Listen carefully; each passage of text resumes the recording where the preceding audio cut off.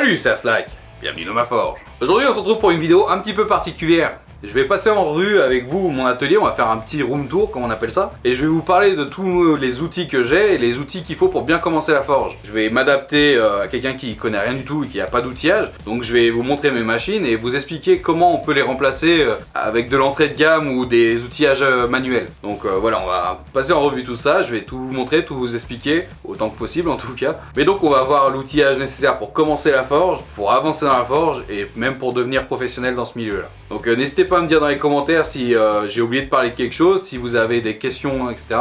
C'est une vidéo qui se veut assez interactive, qu'on puisse échanger des conseils, parler de ce métier qui se perd malheureusement. Donc voilà, on se retrouve dans les commentaires pour tout ça, mais juste avant je voudrais remercier le jeu Raid Shadow Legends qui sponsorise cette vidéo et qui d'ailleurs m'aide à pouvoir acheter plus d'outillages pour l'atelier. Donc Raid Shadow Legends est le jeu top tendance sur téléphone, mais pas seulement, parce que maintenant il est disponible également sur PC, et moi en tant que joueur PC, je trouve ça super cool. Avec plus de 400 héros à découvrir et à collectionner, une super carte de campagne passionnante, des raids entre amis ou des duels dans l'arène, vous aurez beaucoup de défis à relever. Pour ma part, ce que j'aime surtout, c'est collectionner les héros et combattre les boss qui demandent quand même un vrai challenge, une bonne préparation et une bonne stratégie d'équipe. Donc voici votre royaume. Vous avez ici le portail qui vous permet d'ouvrir les fragments et de passer en revue les personnages, la taverne qui vous permet d'améliorer ou de sacrifier vos champions, puis bien évidemment les raids que vous pouvez affronter avec vos amis, l'arène pour se mesurer aux autres joueurs, la campagne pour suivre l'histoire et augmenter son expérience, et les donjons où vous pourrez gagner des artefacts pour améliorer vos champions. Et d'ailleurs, le passe-bataille est maintenant ouvert. La saison 1 est actuellement en cours et vous pouvez gagner des récompenses de dingue en relevant des défis quotidiens et hebdomadaires. Comme par exemple des recharges d'énergie, des gemmes, des artefacts et même des champions épiques et légendaires. Alors venez me rejoindre ou m'affronter directement dans le jeu grâce à mon pseudo AslakYT. Et pour tous les nouveaux joueurs, je vous mets un lien en description. Mais grâce à ce lien, vous recevrez 100 000 pièces d'argent et le champion 10 sortilèges gratuitement. Ce lien ne sera disponible que pendant 30 jours.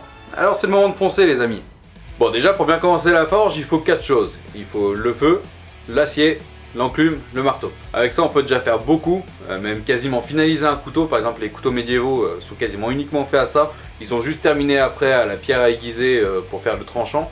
Mais sinon tout se fait au marteau et à l'enclume normalement. Donc après pour les couteaux médiévaux modernes on va dire on utilise un backstand pour que ça fasse quand même une finition assez propre sur les moutures. Mais voilà, normalement tout peut se faire au marteau et à l'enclume. Donc c'est ces 4 choses là qui sont nécessaires pour commencer la forge. Après pour ce qui est la coutellerie traditionnelle, donc en fait la forge c'est le fait de forger un acier. La coutellerie c'est de fabriquer un couteau. Donc il peut y avoir des couteliers qui sont pas forgerons et il peut y avoir des forgerons qui sont pas couteliers. C'est pour ça que moi je suis forgeron coutelier. Je suis forgeron et je suis principalement spécialisé dans la coutellerie. Donc voilà, pour commencer la coutellerie, ce qu'on appelle par exemple du stock removal, ça veut dire qu'on va utiliser une plaque d'acier déjà prête. On va simplement la découper à la disqueuse, à la forme qu'on souhaite, et puis la travailler à la lime, au papier emery, à la ponceuse à bande, etc. Mais donc ça, il n'y aura pas besoin de technique de forge, il y aura juste besoin de chauffer quand même, donc c'est important quand même d'avoir une forge, que ça soit à gaz ou à charbon, pour pouvoir faire la trempe. Parce qu'un couteau qui n'est pas trempé, ça sert à rien. Donc voilà, alors pour commencer vraiment à la forge, forge à gaz. Celle-là c'est une forge à gaz de chez Devil Forge, c'est une entrée de gamme. Celle-là c'est une à 2 brûleurs et avec 2 portes, donc entrée et sortie à l'extérieur pour pouvoir travailler des armes longues, des épées par exemple, pour pouvoir enfiler le fer et travailler par section. C'est pour ça que je souhaitais une porte à l'arrière, mais il en existe aussi des plus petits modèles avec juste une porte à l'avant, juste un brûleur. Pour commencer la forge c'est déjà très bien et je pense qu'aux alentours de 100-150 € on trouve déjà de quoi faire. Après il faut une bouteille de gaz que vous achetez dans n'importe quelle station de service et puis c'est parti. Donc vous avez les ouvertures pour l'accès à l'oxygène. Donc le gaz arrive par là. En gros il va y avoir une aspiration d'oxygène par ici. Donc on va régler le débit d'oxygène par ici, ce qui va permettre d'avoir une flamme bleue beaucoup plus chauffante qu'une flamme classique, ce qui va permettre d'amener l'acier au rouge. J'ai aussi une forge à charbon qui est à l'extérieur. C'est la vieille forge à charbon de mon grand-père, donc avec un tour manuel pour amener l'oxygène. Et donc c'est vraiment pas pratique. Dès qu'on arrête de tourner, il n'y a plus d'oxygène qui arrive dans la flamme, donc la pièce chauffe plus. C'est difficile d'entretenir le feu et tout. Je pourrais mettre un soufflet électrique, mais j'ai pas envie de la dénaturer vu que c'est celle de mon grand-père. Je l'utilise quand même très peu parce que le feu au charbon salit plus que le feu au gaz. Et surtout c'est beaucoup plus pratique. Sur du gaz c'est très difficile de brûler de l'acier, alors qu'au charbon si on chauffe un peu trop l'acier va fondre. Sur le gaz c'est beaucoup plus facile de contrôler la couleur de la lame vu qu'elle est visible, alors que dans le charbon elle est enfouie dedans, donc c'est plus difficile de gérer. Mais voilà, c'est surtout pour des questions pratiques. En 3 minutes allumée, réglée chaud, alors que le charbon, bah, il faut la démarrer, il faut entretenir le feu, sinon il s'éteint. Donc pour des raisons pratiques et de rapidité, le gaz, je l'ai préféré. Cependant, je dois quand même le faire en extérieur, donc à chaque fois qu'il pleut, c'est compliqué parce que ici, bah, je sais pas si vous le voyez dans le cadre, bah, il y a des poutres un peu partout, le toit est assez, enfin le plafond est assez bas. Voilà, ça serait trop dangereux de le faire en intérieur. Et en extérieur, il n'y a pas de toit ou de protection contre la pluie, donc dès qu'il y a trop de vent, dès qu'il y a trop de pluie, de la grêle, de la neige, etc., c'est vraiment compliqué, chiant, voire impossible de pouvoir forger. Donc voilà, pour l'instant, c'est comme ça. C'est pour ça que le socle est très grand aussi par rapport à la forge. J'ai construit le socle pour une grosse forge à gaz qui est en préparation, qui est là, que j'ai jamais eu le temps de finir encore. Mais de toute façon, pour l'instant, je vais pas la finir parce que mon atelier est trop petit. Quand j'aurai un atelier plus grand, je pourrai la finir. Elle aura plus de brûleurs, elle va avoir plus de patates, ça va me permettre de travailler des pièces plus grandes aussi parce que là, l'ouverture est assez petite. Je le disais dans la première vidéo sur le hachoir, j'ai une ouverture maximum en diagonale de 15. Donc par exemple tout ce qui est fer de hache et tout, ça va être compliqué de travailler ça là-dedans. C'est pour ça que l'autre elle sera beaucoup plus grande, je pourrais faire des pièces beaucoup plus grosses. Donc on verra ça par la suite. Alors ensuite, deuxième et troisième outillage nécessaire, l'enclume avec le set de marteaux. Et d'ailleurs merci beaucoup aux tipeurs et aux utipeurs.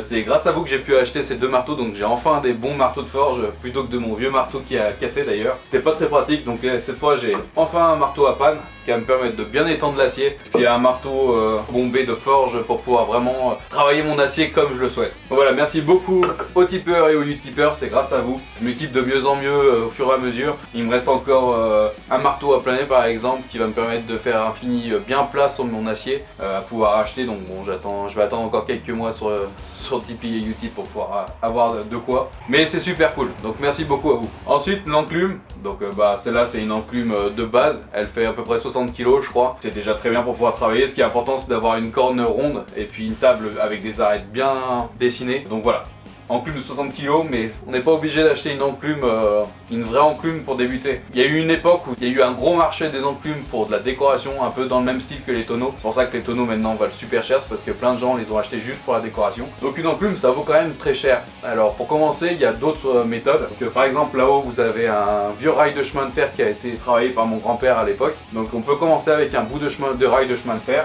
ou même simplement avec un morceau de poutrelle en acier. Donc c'est aussi bien pour pouvoir travailler, il faut simplement percer et la visser ou alors bien la caler pour pas que ça bouge.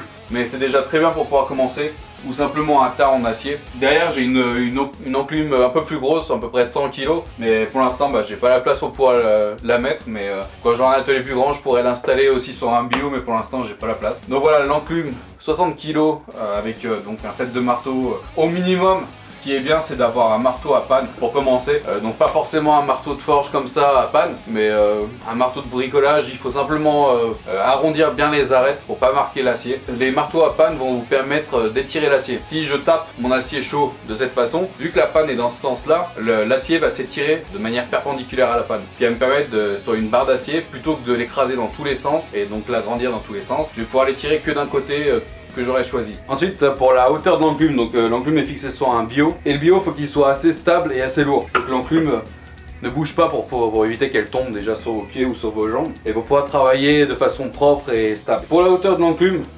selon les anciens il fallait être un homme, parce qu'il fallait pouvoir poser son engin sur l'enclume à peu près pour avoir la bonne hauteur, qui évite d'avoir une enclume trop basse et du coup de se casser le dos, ou d'avoir une enclume trop haute et de se casser l'épaule pour pouvoir taper correctement. Donc voilà, c'est à peu près la bonne taille pour moi, mais il y a des gens qui ont besoin de hauteurs plus basses ou plus hautes. Donc pour résumer, minimum une enclume, une petite enclume sur un bio, ou alors un rail de chemin de fer travaillé, ou un morceau de poutrelle en acier. Le tout c'est que ça soit bien fixé sur un socle pour que ça soit bien stable, et un petit set de marteaux. Donc au minimum un marteau à panne avec des arêtes arrondies pour éviter de marquer l'acier. Ensuite, tant qu'on est là, je vais vous montrer un peu l'arrière. Donc j'ai un petit stock de bois qui est déjà prêt en carrelet. On appelle un carrelé, c'est un morceau de carré qui va me permettre de pouvoir débiter des plaquettes. Donc les plaquettes, c'est les deux plaquettes qui sont qui forment le manche. Donc voilà, ça c'est déjà tout prêt. J'ai du châtaignier, du platane, de l'acacia, du chêne, du cerisier, du noyer, etc. Bref, j'ai un peu de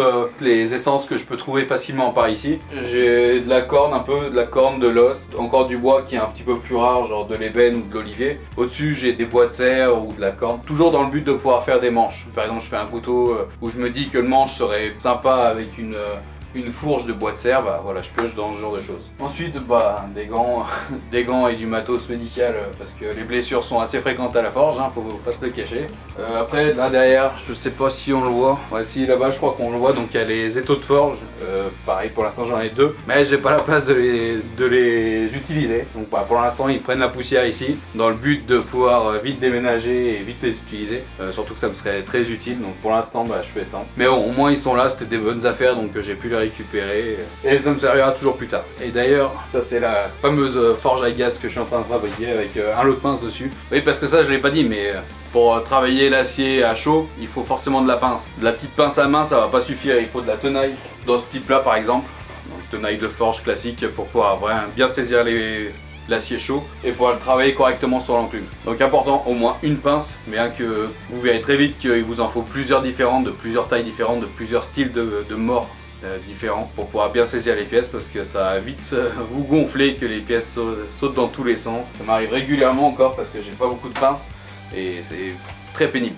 Une petite brosse métallique aussi pour faire sauter toutes les impuretés, toutes les scories sur l'acier. Donc les scories, c'est justement des impuretés qui viennent de l'acier mais qui viennent aussi de la chauffe. Tous les dépôts qui peuvent se mettre sur l'acier qui vont solidifier, et dès qu'on va taper sur l'enclume, ça va éclater dans tous les sens. C'est pour ça que souvent on forge aussi avec un tablier de forge. Non seulement c'est pour les scories, pour éviter d'être brûlé, mais aussi parce que, bon, moi c'est pas tellement le cas avec ma forge à gaz, mais quand on forge avec une forge à charbon, le foyer se situe un peu au niveau des testicules, et justement la chaleur sur les testicules, vous le savez probablement, c'est très mauvais pour la fertilité. Donc c'est pour ça que les forgerons mettaient un tablier de forge en étant toute la journée devant le foyer à cet endroit là. Ils préféraient protéger avec une belle couche de cuir, donc non seulement pour les scories mais aussi pour éviter la chaleur sur les parties intimes. Et tiens, tant que je suis là aussi, bon, normalement on frappe pas sur une enclume à vide, mais je vais juste vous le montrer pour avoir un peu la démonstration. Sous mon enclume, sous les cornes, j'ai 2 aimants, un de chaque côté, tout simplement pour le bruit. Écoutez bien la résonance. Je sais pas si ça va bien s'entendre au micro, mais ça résonne. Et en mettant les aimants, allez, la résonance elle est complètement stoppée. Donc ça permet de pouvoir forger en ville, ou même pour éviter de se casser trop la tête. Donc voilà, une petite astuce très connue des forgerons, mais qui peuvent peut-être vous servir pour débuter. Donc voilà, 2 gros aimants sous les 2 cornes de l'enclume. Plus de résonance. J'ai encore une petite enclume qui provient d'un rail de chemin de fer. Je m'en sers parce que la corne est beaucoup plus fine que sur celle-là. Donc dès que j'ai des arrondis à faire beaucoup plus fins, j'utilise celle-là. Ce qui est bien, c'est d'avoir plusieurs enclumes différentes pour pouvoir faire des travaux plus différents. Mais bon, voilà, ça c'est pour quand on commence à être même professionnel. Pour débuter, il n'y a vraiment pas besoin de tout ça. Ensuite, à côté, bah juste, je vous la montre. On la voit pas en entière, mais c'est une petite scie circulaire bien pour bricoler. Mais moi, en tant que professionnel, il va falloir que je m'équipe bien mieux que ça. Elle est pas stable du tout. La lame est pas très réglable. Les guides sont complètement branlants. Je la recommande pas spécialement. Après, ça dépanne. Ensuite, de ce côté-là, bon, ça manque encore d'éclairage. Je suis encore en train de bricoler l'électricité, comme vous pouvez le voir. En haut, je sais pas si vous le voyez, j'ai ce qui est mon stock de bois. Plutôt des planches pour les coffrets, etc. Mon stock d'acier aussi, une partie de mon stock d'acier, il y en a une autre partie plus loin pour éviter que ça casse, tout simplement que je ne brûle pas tout ça sur la courbe. Ensuite là, j'ai mon établi de joaillerie. Pour ceux qui suivent assidûment la chaîne, ils savent qu'avant d'être forgeron, j'étais joaillier. Donc voilà, ça c'est mon établi de joaillier, bijoutier joaillier. Je m'en sers pour les travaux de précision. Donc par exemple, quand j'ai fait le couteau des 100 000 abonnés, le travail de l'ivoire de mammouth, je l'ai fait ici pour l'ajuster correctement, pour pouvoir récupérer la poussière. Et voilà, tous les travaux de précision se font ici. Comme ça, je suis bien installé. J'ai la cheville qui est à ma hauteur pour pouvoir travailler correctement. Voilà, au-dessus, j'ai un peu divers matos, divers stocks. Tous mes produits, notamment l'acétone, etc. Les clous, la visserie, les bombes de peinture. J'ai mon stock de bandes abrasives, donc pour le backstand qu'on verra après. J'ai du grain 36 jusqu'au 1200, donc ça me couvre une large gamme. Les grains, donc c'est le papier émery, le papier de verre, le papier à poncer, peu importe comme vous l'appelez. Plus le grain est bas, donc par exemple 36, ça veut dire plus il est gros. Donc le 36, c'est vraiment le gros grain qui me sert à débiter de manière puissante. Et après, plus on descend, 60, 80, 120, 240, 320, etc. On va affiner le grain pour enlever petit à petit toutes les rayures du grain précédent. Donc par exemple, le grain 60 va faire des rayures. Quand on va passer au grain 80, il va enlever les rayures du grain 60, mais il va laisser les rayures du grain 80. Ensuite au 120, ça va enlever les rayures du 80, puis laisser celles du 120, etc. Donc jusqu'à arriver au 1002 à la bande abrasive. Après, généralement, généralement je descends rarement en dessous de 240 ou 400 au backstand pour éviter de trop chauffer les pièces. Donc je préfère terminer à la main, et à la main en général je descends à 2000 pour un fini poly miroir. Après on peut descendre bien plus bas que ça, hein, même du 5000 voire du 10 000 pour les plus fous, mais voilà, je trouve pas ça spécialement nécessaire. En bijouterie en général on s'arrête aux 2000. Voilà, donc c'est largement suffisant. Ensuite dans ce meuble je stocke quand je reçois des colis, des trucs comme ça, je garde les cartons, les protections pour envoyer mes couteaux. J'ai aussi tous les bras différents pour mon backstand, ça prend beaucoup de place, c'est lourd vu que c'est de l'acier. Voilà, je les stocke là-dedans. Après j'ai différents matériaux, j'ai tout ce qui est lime, outillage vraiment de précision. Là comme vous pouvez le voir justement, j'ai les brûleurs pour la grosse forge à gaz. J'ai encore le matériel qui va me servir justement à relier tous ces brûleurs avec le tuyau de gaz. Donc tout est prêt, il faudra que je finisse ça. J'ai commencé, ça sera un projet vidéo évidemment. J'avais filmé déjà le socle, donc il est prêt. Mais bon, je vais pas faire une vidéo juste sur le socle, et je l'ai tourné il y a peut-être un an et demi maintenant. Donc ça attend d'avoir fini la deuxième partie. Je verrai comment ça se passera, mais de toute façon vous verrez la fabrication en vidéo pour pouvoir vous fabriquer votre propre forge. Donc évidemment j'ai une forge professionnelle que je fais, très grosse, très lourde. J'ai fait en sorte que quand elle sera bien chaude à l'intérieur, théoriquement on pourra poser la main à l'extérieur sans se brûler. Donc voilà, il y a beaucoup de protection à l'intérieur pour garder la chaleur et pour éviter qu'elle se propage sur l'extérieur. Mais bon, toutes ces techniques que j'ai utilisées seront adaptables à une forge plus petite pour débuter. Ensuite de ce côté là, je sais pas si en vidéo vous vous rendrez bien compte de la taille de l'atelier. Je crois que sur le coin là on peut voir le meuble qui me sert à stocker les cartons et les bras du backstand. Vous voyez, c'est vraiment juste à côté. Je pense que l'atelier en lui-même doit faire maximum 20 mètres carrés avec toutes les machines et tout en surface au sol utilisable pour pouvoir me déplacer. Il doit me rester peut-être même pas 10 mètres carrés, donc voilà, c'est vraiment compliqué. C'est pour ça aussi que je dis que on me demande souvent si je vais faire des stages ou même simplement faire venir des abonnés à l'atelier pour genre une vidéo ou pour discuter comme ça, je sais pas. C'est pour ça que je refuse à chaque fois malheureusement. J'aimerais bien pouvoir mettre ça en place, mais pour l'instant j'ai pas la place pour ça. Donc ça viendra, les stages, ça viendra, les rencontres comme ça je pense, genre tous les 2 mois faire gagner, donc avec des concours etc. pour que 3 abonnés puissent venir à l'atelier sur un jour ou 2 jours pour fabriquer un couteau. Mais voilà. Pour l'instant je peux pas, tout simplement parce que j'ai pas la place, et aussi parce que du coup par exemple j'ai qu'une enclume qui est installée, donc je peux pas travailler en même temps que la personne qui vient. C'est trop contraignant pour l'instant, mais ça arrivera dès que je pourrai déménager, donc soyez patients, ça viendra. Donc voilà, là comme vous voyez derrière moi il y a la forge à gaz. Du coup elle est stockée là quand je l'utilise pas, et je la mets dehors quand j'en ai besoin. Juste à côté il y a le chalumeau oxygène acétylène. C'est un chalumeau qui me permet de monter je pense aux alentours des 3000 degrés. Très utile en forge, par exemple pour tout ce qui est rivetage. Ça permet de chauffer avec précision juste le rivet par exemple. C'est très utile en forge, pas pour débuter évidemment, mais dès qu'on veut monter un peu dans ce métier, c'est très utile. Le tablier de forge qui était à mon grand-père, donc voilà, tablier en cuir. Moi je l'utilise pas du tout pour la forge, parce que comme je vous disais, elle n'est pas à la hauteur dangereuse pour ma virilité, mais j'utilise rarement aussi à l'enclume parce que je trouve que j'en ai pas spécialement besoin. En tout cas avec l'acier que je travaille actuellement, il n'y a pas tellement d'éclat, donc j'en ai pas très besoin. Par contre j'utilise au backstand quand je l'incline face à moi pour éviter de me manger toutes les étincelles. Donc voilà, ça vient se taper sur le tablier. Je sais pas si vous pourrez le voir, mais c'est d'ailleurs pour ça qu'il y a une coque d'acier qui s'est formée à force. De ce côté là on a la perceuse à colonne qui est très utile aussi et obligatoire. Au début on peut évidemment se débrouiller avec une perceuse à main, mais très vite il va falloir trouver un système pour pouvoir percer de façon vraiment perpendiculaire, que les trous soient bien droits, bien rectilignes, pour pouvoir monter ses manches tout simplement. Voilà, j'en suis assez satisfait, elle perce bien droit et tout. Le seul problème c'est qu'elle manque quand même un peu de patate, mais bon, pour l'instant ça fait le taf. Je verrai plus tard pour m'équiper mieux, mais pour l'instant ça fait largement le taf. Il y a un mandrin qui permet quand même une assez large gamme de forêts. Après pour les tout petits forêts, j'ai un autre mandrin que j'ai récupéré, je sais même plus où, qui permet d'aller beaucoup plus loin. Et donc celui-là, je le fixe dans l'autre mandrin et ça me permet de couvrir tous les forêts dont j'ai besoin, donc ça fait le taf. Juste à côté, la scie à ruban de chez Metabo. Metabo pourtant c'est une bonne marque de bricolage et tout. En général j'ai jamais eu de soucis avec leur machine, mais c'est vrai que là, je sais pas pourquoi, j'ai essayé de la régler des dizaines de manières différentes, changer la lame et tout. Impossible de couper droit avec ça. C'est pour ça que je m'en sers uniquement pour débiter mes plaquettes. Enfin pas débiter mes plaquettes, mais une fois que j'ai ma plaquette, j'ai tracé mon manche dessus. Là je viens la couper avec celle-ci, mais un bloc je peux pas le faire, sinon la coupe est complètement de travers. Donc c'est très pénalisant, ça me fait pas mal de chutes. Voilà, pour l'instant, comme je disais, encore une fois ça fait le taf pour l'instant, et plus tard j'investirai dans une meilleure scie à ruban, une scie à chantourner et tout. Et pour ceux qui me suivent encore plus assidûment,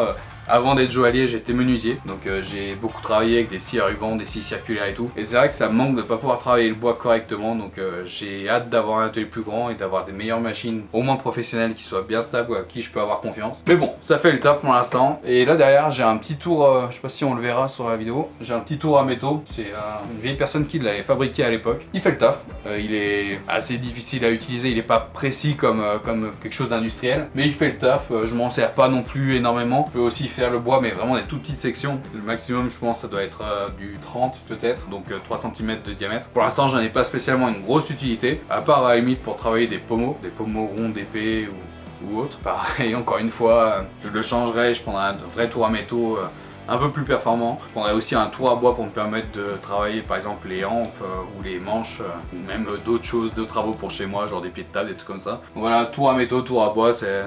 En fait toutes les machines que j'ai, à part le backstand, sont des machines assez bas de gamme. Donc pour l'instant j'investis pas plus parce que mon atelier est trop petit, parce qu'une machine professionnelle en général prend beaucoup plus de place évidemment. Mais dès que je pourrai changer, petit à petit j'espère pouvoir développer la chaîne, développer l'entreprise, parce que les deux sont liés pour moi, et investir de mieux en mieux dans le matos, et d'ici 3, 4, 5 ans, j'espère avoir un atelier digne de ce nom avec plein de belles machines performantes et pouvoir faire des trucs de malade.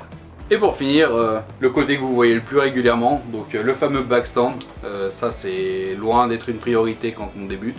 Ça fait très bien le taf, une lime à main, même un papier abrasif sur une disqueuse, ou encore un disque émelé, ou même une petite ponceuse à bande comme celle-là. C'est d'ailleurs avec ça que j'ai commencé après la disqueuse. Je vais vous expliquer ça juste après. Donc ça c'est pareil, c'est entrée de gamme de chez Casto. Maintenant je m'en sers pour le bois par exemple, parce que il est assez peu puissant, donc il tourne pas très vite. Donc pour l'acier c'est très long, mais bon, ça dépanne au début. Et donc le backstand, donc ça c'est un backstand de chez Titan Grinder, mais en gros il a un variateur qui me permet de régler tour minute jusqu'à 2800 tours minute, qui me permet justement avec par exemple le grain 36 de dégommer à une vitesse incroyable. Ça me permet aussi de changer le sens, donc de pouvoir tourner dans l'autre sens pour pouvoir affûter par exemple. J'ai donc les différents bras pour me permettre différents travaux. Juste à côté la gamelle de flotte qui va permettre de refroidir les pièces, c'est obligatoire, déjà pour pas se cramer les doigts parce que l'acier ça chauffe très vite, mais aussi une fois que la lame est trempée, pour éviter de la détremper tout simplement, il faut éviter un maximum de la faire chauffer. Donc en gros je fais quasiment une passe je trempe, une passe je trempe pour bien garder une température assez froide. Donc voilà, ça c'est la machine,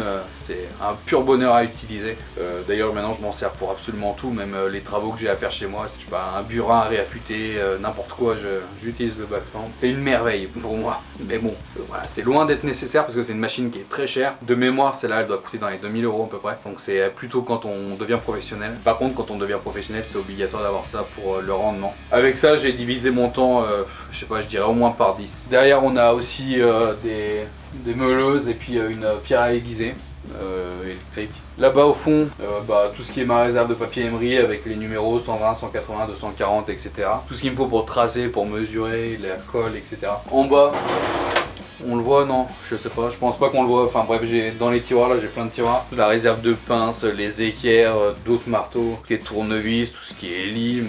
En dessous, j'ai tout ce qui est les machines à main, perceuse, disqueuse, défonceuse pour le bois. Donc tout ce matos là est venu petit à petit, et ça fait 2 ans, je dirais à peu près, que je suis professionnel. Donc ça fait par contre bien 3 ou 4 ans que je forge déjà en perso. Donc j'ai commencé justement dans mon jardin, dans le gazon, avec une petite disqueuse. Je faisais du stock removal, ce que je vous ai expliqué au début, donc partir d'une plaque d'acier, découper et puis ensuite travailler la lame. J'ai commencé comme ça, ensuite petit à petit je me suis acheté la fameuse ponceuse à bande d'entrée de gamme comme ça, donc ça m'a facilité les choses. Petit à petit je me suis équipé. Après bon, je suis quand même bricoleur depuis depuis que je suis né quasiment. J'ai été menuisier, j'ai été joaillier, donc j'avais quand même une base d'outillage. Et bon, petit à petit, de toute façon, mon père, mes frangins sont au courant, donc dès qu'ils vont dans des braderies par exemple, où il y a des bonnes occasions, par exemple les étaux de forge, c'est mon père qui me les a ramenés d'une braderie. Tout ce qui est set de marteau, lime, pince, etc., ça vient souvent de...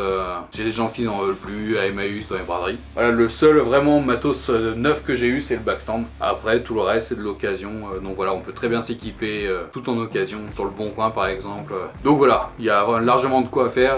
Le tout, c'est de faire étape par étape. Et puis l'acier. Bah, commencer pour l'acier, ce qui est bien, c'est par exemple les lames amortisseurs. Donc par exemple, les camions, les fourgonnettes, les remorques, etc.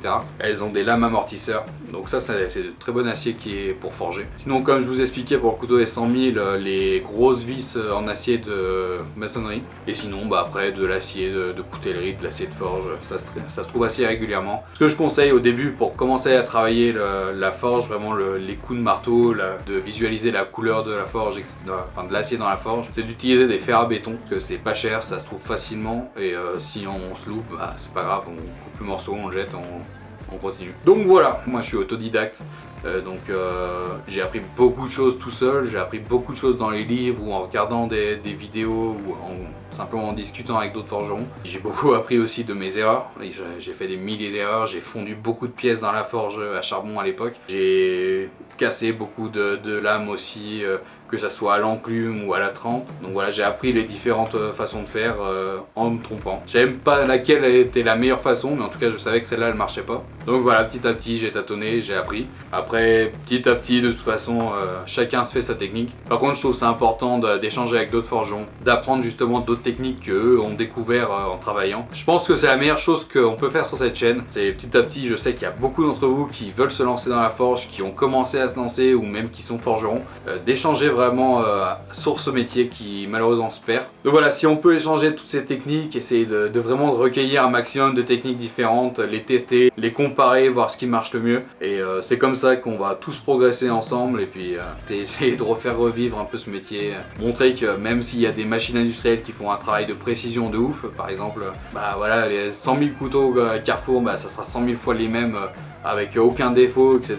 Sauf que bah, les couteaux vont se casser sur un bout de fromage, ils n'auront pas d'âme. Alors qu'un couteau de forgeron, bah, un artisan déjà, la qualité est là. C'est un couteau qui va survivre toute sa vie et même pendant plusieurs générations s'il est bien entretenu. Enfin bref, voilà. J'espère que ce room tour vous aura plu. Si vous avez la moindre question, n'hésitez pas dans les commentaires. Je vais essayer d'être là un maximum pour répondre, pour échanger avec vous. Sinon, sur les différents réseaux sociaux, les messages privés aussi, ça marche très bien. N'hésitez pas, si vous êtes forgeron débutant, intermédiaire, même professionnel, à m'envoyer vos créations. Ça me fait vraiment plaisir d'échanger avec vous. Si vous débutez, je peux peut-être vous conseiller un peu. Et puis moi, ça me fait plaisir de voir des gens qui me contactent et qui me disent tu m'as trop donné envie de commencer la forge. Bah voilà, du coup, j'ai décidé de sauter le pas, j'ai commencé, j'ai fabriqué ça. Et voilà, dis-moi ce que t'en penses. Donc voilà, n'hésitez pas, ça me fait vraiment plaisir de voir cet engouement. N'hésitez pas donc à me suivre sur les réseaux sociaux aussi, plus on est de fous, plus on rit, je le dis souvent. J'essaye d'être un maximum actif, de partager avec vous un maximum de choses et ça me fait vraiment plaisir de voir que même si les réseaux évoluent doucement, mais comme YouTube de toute façon au niveau d'abonnés, etc., de voir que ça augmente quand même, que vous êtes nombreux à me contacter, nombreux à suivre ce que je fais et ça me fait vraiment plaisir pour continuer avec vous. Voilà, à bientôt les amis. Et puis on se voit dans 2 semaines pour une vidéo qui sera un peu particulière encore. Et 2 semaines après ça, il y aura un gros projet qui va débuter. Donc voilà, soyez au rendez-vous, je compte sur vous. Et puis à bientôt les amis. Salut!